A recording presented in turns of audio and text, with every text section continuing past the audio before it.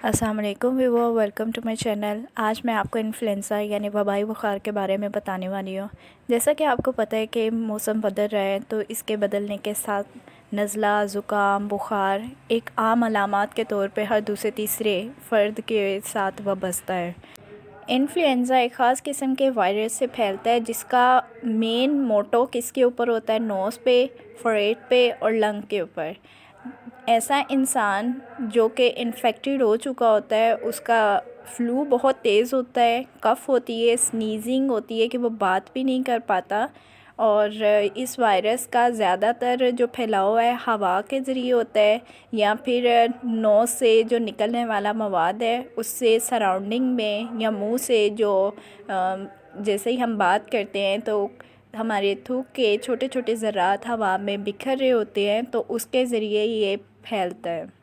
बाकी सिम्टम के तौर पे फ़ीवर का हो जाना, नोज़ का बहुत शिद्दत से बहना, बाजू का वॉमिटिंग भी स्टार्ट हो जाती है, जॉइंट्स के अंदर पेन होना, मसल्स के अंदर पेन होना, बुखार बाजू का शिद्दत भी इख्तियार कर लेता है, सर में शदीद दर्द होना शामिल है।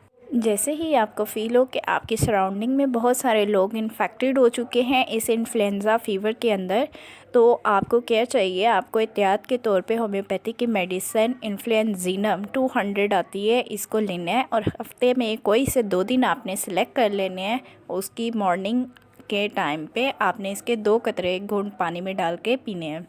इससे आप वायरस के इन्फेक्शन से काफ़ी हद तक महफूज रहेंगे।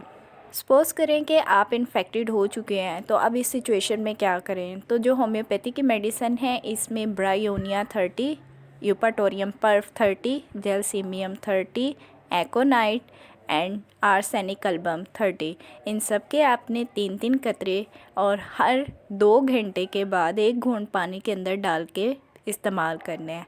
अगर छोटा बच्चा है तो उसको आपने 1-1 कतरा देना है और 4-4 घंटे के फ़र्क के बाद आपने इस्तेमाल करने हैं। इसके 2 से 3 दिन इस्तेमाल करने से फ़ौरी तौर पे जो एक्यूट इन्फेक्शन है उस पे कंट्रोल आ जाएगा और जो उसका वायरस की शिद्दत है उसमें कमी आ जाएगी। If you like my video, press like and subscribe button.